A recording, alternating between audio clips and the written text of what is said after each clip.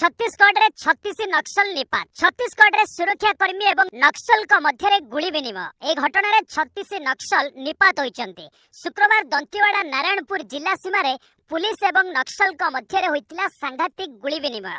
Search operation ने AK-47 SLR समेत अन्य हथियार व्यवहार होइतिला। अबुजामाड रे 2 घंटा रही फायरिंग होइतिला। फायरिंग रोकिबा परे सर्च ऑपरेशन होइतिला। एहा परे पुलिस शव एवं ऑटोमेटिक वेपन को पुलिस जबत करिथिला। गोटे दिन पूर्व नारायणपुर एवं दंतेवाड़ा जिले में जवान को नक्सल दमन पई छड़ा जायतिला। नंबर 2 कनेस्टेबल नियुक्ति बयस सीमा कोहल प्रसंग आश्वस्ति देले हाईकोर्ट। राज्यर समस्त पुलिस बाटालियन ने कनेस्टेबल नियुक्ति पई सर्वाधिक बयस सीमा कोहल प्रसंग रे आवेदनकारी को आश्वस्ति दैछंती हाईकोर्ट। हाईकोर्ट रे मामला दायर करिथिबा समस्त आवेदनकारी को ऑनलाइन एवं ऑफलाइन ने आवेदन करने को अनुमति दैछंती हाईकोर्ट। तेबे सेमानंक परीक्षा फल प्रकाशन उपरे कोर्ट अंकुश जारी करछंते। राज्यर समस्त पुलिस बाटालियन ने 1320 कनेस्टेबल पदवी पई विज्ञप्ति प्रकाश पाइबा परे एथिरे दर्शा जाइथिबा सर्वाधिक बयस सीमा को नै विवाद देखा जायछि। प्रतिवर्ष खाली पड़िथिबा पदवी आधार रे नियुक्ति प्रक्रिया कराजिबार नियम रहितिले भी 2018 मसिया परठारु आ नियुक्ति करा जाय नै। दीर्घ 5 वर्षरु ऊर्ध्व समय धरी नियुक्ति प्रक्रिया बंद थिबारु सर्वाधिक बयस सीमा कोहल पई हाईकोर्ट को द्वारस्थ होइचंती अनेक आशायी। कोर्ट सेमानंक आवेदन को ग्रहण करिबा स आवेदन करिबा को अनुमति दैछंती। नंबर 3 अवसर प्राप्त अग्निवीरंक नियुक्ति नै बाहरिला विज्ञप्ति। ओडिशा अवसर प्राप्त अग्निवीरंक नियुक्ति नै विज्ञप्ति जारी करिसंती राज्य सरकार। यूनिफॉर्म सेवा रे संरक्षण बयस सीमा रे कोहल संपर्कित विज्ञप्ति जारी करिछि साधारण प्रशासन विभाग। अग्निवीरंक पई यूनिफॉर्म सेवा अर्थात पुलिस जंगल अबकारी अग्निशम सेवा रे अवसर प्राप्त अग्निवीरंक नियुक्ति लगी 10% संरक्षण व्यवस्था रहिबो। ग और घ वर्ग पदवी रे निर्धारित बयस सीमा 3 वर्ष कोहल हेबो। अवसर प्राप्त अग्निवीरंकु शारीरिक दक्षता परीक्षा अव्याहति मिलिबो। एहा पूर्वरु गत जुलाई 26 तारिख रे कारगिल विजय दिवस अवसर रे राज्य रे अग्निवीरंक पई संरक्षण घोषणा करथिले मुख्यमंत्री मोहन चरण माझी। यूनिफॉर्म सेवा क्षेत्र रे ओडिसा रो अग्निवीरंकु 10% संरक्षण दिया जिवा स 5 वर्ष बयस सीमा कोहल करिबा निमंते निष्पत्ति निया जायथिबा से सूचना देथिले। नंबर 4 सृष्टि हला लघुचाप भिजिबो एई सबु जिला। उत्तर बंगोपसागर और तार पार्श्ववर्ती अंचल रे सृष्टि होईछि लघुचाप। आगामी 7 दिन राज्यर किछि अंचल रे हालुकारु मध्यम धरणर वर्षा हेबा नै पूर्वानुमान करा जायछि। ढेंकानाल, कटक, जगतसिंहपुर, जाजपुर, केन्द्रापड़ा, भद्रक, बालेश्वर, मयूरभंज, केन्दुझर रे हालुकारु मध्यम धरणर वर्षा नै सूचना दैछि पाणीपाग विभाग। तेबे 10 तारिख रु वर्षार परिमाण बढ़िबो। ओडिशा उपरे लघुचापर प्रभाव अधिक न रहिले मध्य पार्वण रे वर्षा हेबार ढेर संभावना रही। सेपटे मौसुमी प्रत्यावर्तन ने विलंब जोगु गुड़ुगुड़ी बढ़ुथिबा कथा कहिसंती पाणीपाग केंद्र निर्देशक। नंबर 5 पाकिस्तान जिबे जयशंकर एशिया बैठक रे जोग देबे। वैदेशिक मंत्री एस जयशंकर 16 अक्टोबर रे पाकिस्तान गस्त करिवे। इस्लामाबाद रे अनुष्ठित हेबाकु थिबा एशिया बैठक रे से भाग नेबार कार्यक्रम रहिछि। वैदेशिक मंत्रालय प्रवक्ता रणधीर जयसवाल ए संपर्क रे सूचना दैछन्ते। गत 9 वर्ष रे भारतर कोनोसी मंत्री पाकिस्तान गस्त करिवे। भारत एशिया प्रति प्रतिबद्ध रहिछि। एथिपई वैदेशिक मंत्री पाकिस्तान गस्त करिवे। 2015 रे सुषमा स्वराज परे श्री जयशंकर एभली गस्त करुछन्ते। उल्लेखयोग्य उरी आक्रमण परे भारत पाकिस्तान मध्य समस्या बढ़ी। नंबर 6 टॉयलेट टिकस लगाइला हिमाचल। अर्थमंत्री कहिले अविश्वसनीय। हिमाचल प्रदेश घरे टॉयलेट सीट आधार रे टिकस लगाइबा खबर को नहीं विवाद उपजी। अर्थमंत्री निर्मला सीतारमण दाबी करथिले जे हिमाचल प्रदेश रो कांग्रेस सरकार टॉयलेट उपरे टिकस लगाउछे। एहा को नहीं अर्थमंत्री सोशल मीडिया रे लिखिथिले एभली घटना अविश्वसनीय। एहा जदि सत तेबे लज्जाजनक। एई घटना परे एहा को नहीं मुख्यमंत्री सुखविंदर सुख शुक्रवार स्पष्टीकरण जारी करिसंते। राज्य रे एभली कोनोसी टॉयलेट टिकस लागू होइनी बोली से कहिसंते। नंबर 7 9 वर्ष रे सीएम आवास छाड़िले केजरीवाल। दिल्लीर पूर्वतन मुख्यमंत्री अरविंद केजरीवाल 9 वर्ष परे मुख्यमंत्री आवास छाड़िछन्ते। शुक्रवार द्विप्रहर रे लुटियंस दिल्लीर फिरोज शाह रोड थिबा बंगला नंबर 5 को स्थानांतर होइछंती केजरीवाल। ए बंगला पंजाब रु आप राज्यसभा सांसद अशोक मित्तल को प्रदान करा दैछे।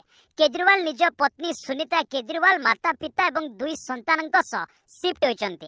अशोक मित्तल एवं तांका पत्नी समस्तंकु घर को स्वागत करिथिले। मित्तल न्यूज एजेंसी एएनआई को कहिछंती केजरीवाल अतिथि भाबे मो घरे शिफ्ट होइछंती।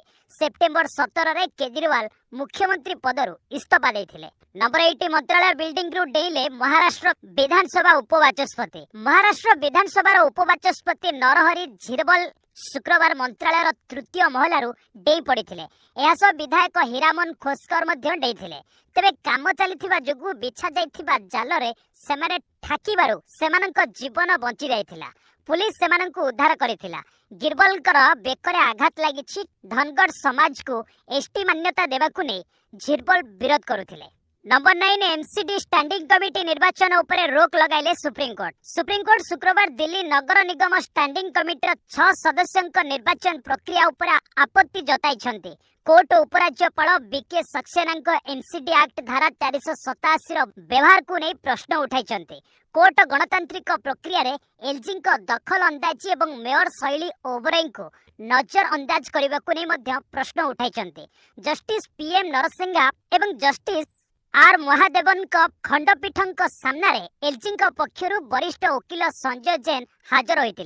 धारा 487 अधीन निर्वाचन में बाधा उपजाइबा लगी केउठारे अधिकार पाइले बोली कहिथिले कोर्ट। जदि एभली दखल अंदाजी करिवे तेबे लोकतांत्रिक प्रक्रिया कौन हेबे बोली कोर्ट प्रश्न करिसंती। नंबर 10 कोलकाता रेप मर्डर मामला आंदोलन शेष कले डाक्तर। कोलकाता रेप मर्डर मामला रे पुणी थरे आंदोलन करुथिबा डाक्तर माने काम को फेरिबाकू निष्पत्ति नेछन्ते। गुरुवार मध्यरात्रि रु शुक्रवार सकाळ जाय चलीथिबा बैठक रे जूनियर डाक्तर माने एभली निष्पत्ति नेछन्ते। जूनियर डाक्तर माने कहिसंती जे सरकारी हॉस्पिटल को बड़ संख्या रे रोगी आसुछन्ते। प्रदर्शन जारी रहइबो मात्र एबे आंदोलन नु ओहरिबो। दाबी को नै राज्य सरकार को सीमा दिया जिवो। नंबर 11 हरियाणा रे आज भोटिंग 60,000 पुलिस कर्मी नियोजित। हरियाणा रो 90 विधानसभा सीट लगी आज हेबो भोटिंग। सकाळ 7टा रु संध्या 6टा जाय भोटिंग चलिबो। 20,632 पुलिंग बूथ एथि लगी स्थापन करा जायछि।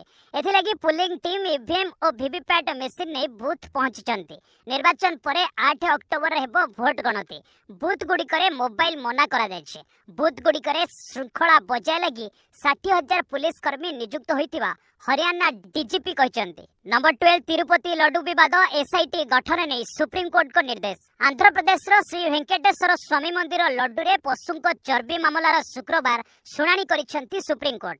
जस्टिस बीआर गब्बाई एवं जस्टिस केबी विश्वनाथ का खंडपीठ एक स्वतंत्र कमिटी बा एसआईटी गठन नहीं निर्देश देछंती। एई कमिटी रे सीबीआई राज्य पुलिस रो 2 जण लेखाए एवं एफएसएसएआई रो जणे अधिकारी रहिबे। जांच रो निरीक्षण सीबीआई निर्देशक करिवे।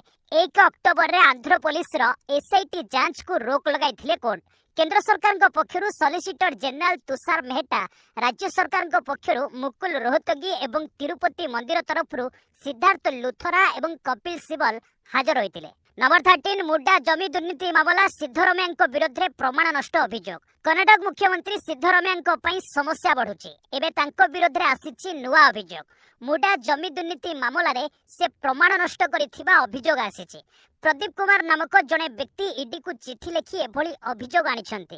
एमानक विरोध में कार्यानुष्ठान पई दाबी करा जायछि। अभियोग रे मुख्यमंत्री सिद्धरमैया नाम मध्य रही। बेआईन भावे 14 साइट को अवैध भावे सिद्धरमैया हाथी अभियोग रे कुहा जायछि। नंबर 14 पुणे रे 21 वर्ष महिला को गण बलात्कार। महाराष्ट्र पुणे रे 21 वर्षर महिला को गण बलात्कार करा जायछि। कोंडवा पुलिस मुताबक यह घटना गुरुवार राति गोपदेव घाट इलाका घटी। प्राय 3 लोक यह घटना रे जड़ित अछंती।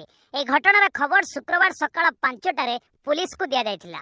पुणेर जुग्म सीपी रंजन कुमार शर्मा कहिसंती जे मामलार जड़े संदिग्ध को गिरफ करा जायछि। घटनार एबे तदंत चलीछि। अन्य 2 अभियुक्तଙ୍କୁ एबे तलाश चलीछि। एनी क्राइम ब्रांच एक 10 जणिया टीम गठन करिछि। नंबर 15 अक्टोबर 23 रे कोर्ट रे हाजर हेबे राहुल गांधी। विरोधी दल नेता राहुल गांधी को नहीं आसीछि एक बड़ खबर। साबरकर मानहानि मामला रे राहुल को कोर्ट समन जारी करिसंती। अक्टोबर 23 तारिख रे कोर्ट रे हाजर हेबा नै पुणे कोर्ट पक्षरु सम्मन जारी करा जायछि। सूचनायोग्य जे पूर्वरु एकाधिक थर कोर्ट को पक्षरु राहुल को सम्मन जारी करा जायथिला। एपरिक एक विवाद्य मंतव्य पई राहुल को सांसद पद मध्य रद्द होइतिला। मात्र परवर्ती समय से उच्च अदालत को द्वारस्थ हेबा परे सांसद पद फेरी पाइथिले। नंबर 16 मालदीव राष्ट्रपति भारत गस्त द्विपक्षीय संपर्क को नुआ मंच को नेबार उद्यम। मालदीव राष्ट्रपति डॉक्टर मोहम्मद मुइजु भारत राष्ट्रपति द्रौपदी मुर्मू निमंत्रण रे 6 रु 10 अक्टोबर पर्यंत भारत गस्तर आसिबे। एही समय से भारत राष्ट्रपति द्रौपदी मुर्मू प्रधानमंत्री नरेंद्र मोदी और अन्य उच्च पदस्थ अधिकारी को भेटिबे। माले रे राष्ट्रपति कार्यालय एक विवृत्ति रे दुई देश मध्य सहयोग को मजबूत करिवार प्रतिबद्धता को उल्लेख करा जायछि। भारत सहित संपर्क मालदीव विकास पई गुरुत्वपूर्ण बोली स्वीकार करा जायछि। मालदीव राष्ट्रपति मुंबई और बेंगलुरु रे व्यापारिक कार्यक्रम रे जोग देबे। एई वर्ष आरंभ रे मुइजु प्रधानमंत्री मोदी शपथ ग्रहण अनुष्ठान में अंशग्रहण करथिले एवं COP 28 शिखर सम्मेलन समय से मिसिथिले। नंबर 17 सोमनाथ मंदिर निकट रे बुलडोजर एक्शन बर्षिले सुप्रीम कोर्ट। गुजरात रो सोमनाथ मंदिर निकट रे होइथिबा बेआईन निर्माण उपरे होइछि बुलडोजर एक्शन। ए मामला रे बर्षिछंती सुप्रीम कोर्ट। सर्वोच्च कोर्ट कहिछंती जे आदेश अवमानना होइथिले दोषी को जेल पठा जिवो। ए घटना रे गुजरात सरकार को मध्य कोर्ट नोटिस जारी करिछंती। आदेश अवमानना होइथिले अधिकारी माने केवल जेल जिबे नै, समस्त संपत्तिर पुणी थरे निर्माण करबाकू निर्देश दियाजिवो बोली कोर्ट कहिछंती। जस्टिस BR गवाई एवं जस्टिस KB विश्वनाथ का खंडपीठ मामलार शुणानी करी एभली निर्देश देइछंती। नंबर 18 मिर्जापुर रे ट्रक धक्का रे 10 मृत। मिर्जापुर रे घटिछि एक मर्मन्तुद सड़क दुर्घटना। एक ट्रक नियंत्रण हराई ट्रैक्टर ट्रॉली को धक्का देबा जोगु 10 लोकंकर मृत्यु होइछि। ए घटना रे 3 जनकर स्वास्थ्य अवस्था गंभीर रहिछि। सेमानंकु वाराणसी रे ट्रॉमा सेंटर को स्थानांतर करा जायछि। ए दुर्घटना राति 1 रे प्रयागराज वाराणसी NH रे घटिछि। ट्रैक्टर ट्रॉली रे लोक माने भदोई रु वाराणसी जाउथिले। ट्रक रो स्पीड एते थिला जे एहा ट्रैक्टर ऊपर चढ़ी जाइथिला। ए लोक माने कामरू फेरुथिले बोली कहा जाउछि। नंबर 19 डंगा बुड़ी कंगोरे 87 मृत। एक डंगा बुड़ी रे कंगोरे 87 लोकंक मृत्यु होइछि। ए डंगाटी रे क्षमता ठारू अधिक लोक यात्रा करुथिले बोली कहा जाउछि। कंगोर पूर्व भाग लेक किफुरे घटिछि दुर्घटना। ए घटना रे एबे मध्य 78 जन लोक निखोज अछंती। तेबे प्रकृत पक्षे ए डंगारे केते लोक यात्रा करुथिले से संपर्क रे किछि सूचना मिली पारेनी। डंगाटी मिनोभारू साउथ किभु जाउथिला।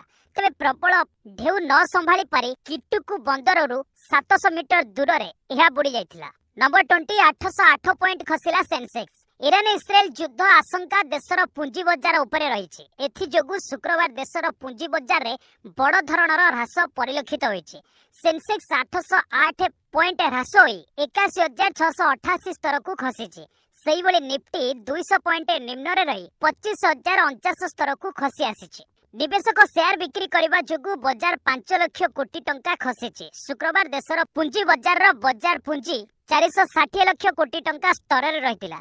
4 अक्टोबर रे यह 465 लाख कोटी टंका स्तर रे थिला। सेंसेक्स रो 30 शेयर मध्यरु 21 टी खसिछि। सेही बळी निफ्टी रो 50 शेयर मध्यरु 37 टी ह्रास होइतिबा जणा पड़िछि। नंबर 21 सर्वकालीन रेकर्ड स्तर रे सुना। शुक्रवार सेना सर्वकालीन रेकर्ड स्तर छुईछि। India bullion and jewellers association मुताबिक 10 ग्राम पिछा 24 कैरेट सुना दर 467 टंका वृद्धि होई 66082 टंका स्तर छुईथिला। तेबे दिन मध्य रे कारोबार रे यह 118 टंका ह्रास होई 75964 टंका स्तर रे बंद होईछि। गोटे दिन आगरु अर्थात गुरुवार एहार दर 75615 टंका स्तर रे थिला। एहाकु देखिले चलित वर्ष सुना दर 12612 टंका महंगा होईछि। सेबळी शुक्रवार रूपा दर मध्य ऊर्ध्वगामी रहिछि। एहा किलो पिछा 1615 टंका वृद्धि होई 92286 टंका स्तर रे रहिछि। नंबर 22 विदेशी मुद्रा भंडार 700 बिलियन डॉलर पार। देशर विदेशी मुद्रा भंडार 700 बिलियन डॉलर स्तर टपिबाकू सक्षम होईछि। एभली सफलता पाइबारे भारत चतुर्थ देश पलटिछि। गत गोटे सप्ताह देशर विदेशी मुद्रा भंडार 12.58 बिलियन डॉलर बढ़ी। गत सप्ताह यह 692 बिलियन डॉलर स्तर में थिला बोली RBI सूचना देछि।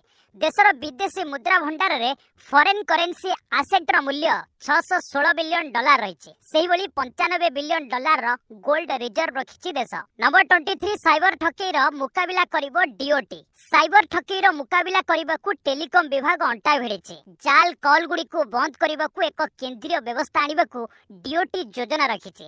ସ୍ପାମ୍ କଲ୍ ଗୁଡ଼ିକୁ ରିପୋର୍ଟ କରିବାକୁ ନାଗରିକମାନଙ୍କୁ ଚକ୍ଷୁ ବ୍ୟବହାର କରିବାକୁ ପରାମର୍ଶ ଦିଆଯାଇଛି।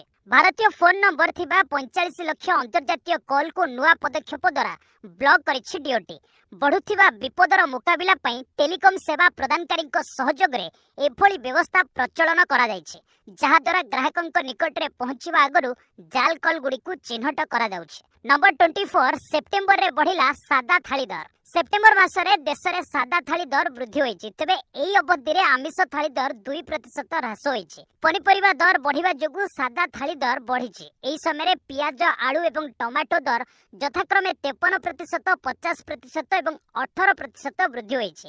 ଆନ୍ଧ୍ରପ୍ରଦେଶ, ମହାରାଷ୍ଟ୍ର ଭଳି ସ୍ଥାନ ଗୁଡ଼ିକରେ ବର୍ଷା ପାଇଁ ଯୋଗାଣ ପ୍ରଭାବିତ ରହିଛି, ଫଳରେ ଦର ଉଚ୍ଚା ରହୁଛି। ଏହି ସମୟରେ ବ୍ରଏଲର ଦର 13% ହ୍ରାସ ହୋଇଥିବା କ୍ରିସିଲ୍ ରିପୋର୍ଟରେ କୁହାଯାଇଛି। ନମ୍ବର 25 ମହିଳା ଟି20 ବିଶ୍ୱକପ୍ ଭାରତକୁ 58 ରନରେ ହରାଇଲା ନ୍ୟୁଜିଲାଣ୍ଡ। ଦୁବାଇରେ ଚାଲିଥିବା ମହିଳା ଟି20 ବିଶ୍ୱକପ୍ରେ ଭାରତ ତାର ପ୍ରଥମ ମ୍ୟାଚ୍ରେ ନ୍ୟୁଜିଲାଣ୍ଡ ଠାରୁ 58 ରନରେ ହାରିଛି। 161 ରନ୍ର ଲକ୍ଷ୍ୟକୁ ପିଛା କରି ଭାରତ 19 ଓଭରରେ 102 ରନରେ ଅଲ୍ ଆଉଟ୍ ହୋଇଯାଇଥିଲା। ଭାରତ ପକ୍ଷରୁ ଅଧିନାୟକ ହରମନପ୍ରୀତ କୌର ସର୍ବାଧିକ 15 ରନ୍ କରିଥିଲେ। ନ୍ୟୁଜିଲାଣ୍ଡ ପାଇଁ ରୋଜମେରୀ ମେୟର 4ଟି ଓ ଲି ତାହୁ 3ଟି ୱିକେଟ୍ ନେଇଥିଲେ। ଆରମ୍ଭରେ ସୋଫି ଡିଭାଇନ୍ ଅର୍ଦ୍ଧଶତକ କରିଥିଲେ, ଯାହା ଫଳରେ ନ୍ୟୁଜିଲାଣ୍ଡ 20 ଓଭରରେ 160ରେ 4 ରନ୍ କରିଥିଲା। New Zealand batsman Suzie Bates 27, Georgia Plimmer 34 ଦ୍ୱାରା ମଜବୁତ ଆରମ୍ଭ ମିଳିଥିଲା। ନମ୍ବର 26 7 ବର୍ଷ ପରେ ଫେରିଲା ହକି ଇଣ୍ଡିଆ ଲିଗ୍। ନୂଆ ଉତ୍ସାହରେ ଆରମ୍ଭ ହେବ ନୂଆ ସଂସ୍କରଣ। ଆସନ୍ତା ଡିସେମ୍ବର 28 ତାରିଖରୁ ଫେବୃଆରୀ 1 ତାରିଖ ପର୍ଯ୍ୟନ୍ତ ଚାଲିବ ହକି ଇଣ୍ଡିଆ ଲିଗ୍ର 2024-25 ସିଜନ୍। ଏଥିପାଇଁ ଆସନ୍ତା 13ରୁ 15 ତାରିଖ ପର୍ଯ୍ୟନ୍ତ ଦିଲ୍ଲୀରେ ହେବ ଖେଳାଳି ନିଲାମ। ଏଥର HILରେ ପୁରୁଷ ବର୍ଗରେ 8ଟି ଟିମ୍ ସାମିଲ ହୋଇଥିବା ବେଳେ ମହିଳା ବର୍ଗରେ 6ଟି ଟିମ୍ ଖେଳିବେ। ଓଡ଼ିଶାର ରାଉରକେଲାରେ ପୁରୁଷ, ଝାଡ଼ଖଣ୍ଡର ରାଞ୍ଚିରେ ଖେଳାଯିବ ମହିଳା ଲିଗ୍ର ସବୁ ମ୍ୟାଚ୍। ପୁରୁଷ ବର୍ଗରେ 8ଟି ଯାକ ଟିମ୍କୁ ବିଭିନ୍ନ ଫ୍ରାଞ୍ଚାଇଜ୍ କିଣି ସାରିଛନ୍ତି। ସେହିଭଳି ମହିଳା ବର୍ଗରେ 4ଟି ଟିମ୍ ଘୋଷଣା ହୋଇଛି। ଆଉ 2ଟି ଦଳ ଉପରେ ଘୋଷଣା କରାଯିବ। ଓଡ଼ିଶାର ଉଭୟ ମହିଳା ଓ ପୁରୁଷ ଟିମ୍ ରହିବେ। ଓଡ଼ିଶାର ପୁରୁଷ ଟିମ୍କୁ ବେଦାନ୍ତ ଲିମିଟେଡ୍ କିଣିଥିବା ବେଳେ ମହିଳା ଟିମ୍କୁ ନାଭୟାମ ସ୍ପୋର୍ଟସ କିଣିଛି। ଡିସେମ୍ବର 28 ତାରିଖରେ ରାଉରକେଲା ବିର୍ସା ମୁଣ୍ଡା ଷ୍ଟାଡିୟମରେ ହକି ଇଣ୍ଡିଆ ଲିଗ୍ର ଆସନ୍ତା ସଂସ୍କରଣ ଉଦ୍ଘାଟନୀ ସମାରୋହ ହେବ।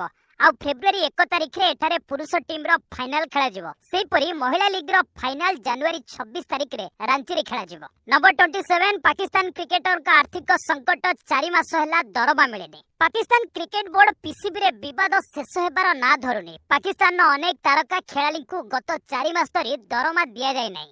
ଏହି ଆର୍ଥିକ ସଙ୍କଟ ଏପରି ଏକ ସମୟରେ ଆସିଛି ଯେତେବେଳେ ପାକିସ୍ତାନ ଦଳରେ ସବୁକିଛି ଠିକ୍ ଚାଲି ନାହିଁ।